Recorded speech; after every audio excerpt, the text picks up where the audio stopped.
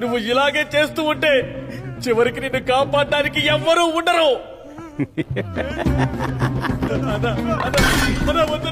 వర్మని కాపాడుకోవడానికి వర్మే సరిపోతాడ్రా.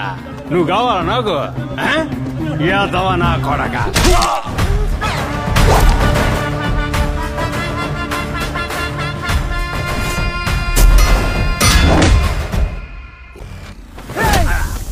ఒక్క దెబ్బకే పడ్డావేంటి వర్మ? లే వర్మ, లే లే లే.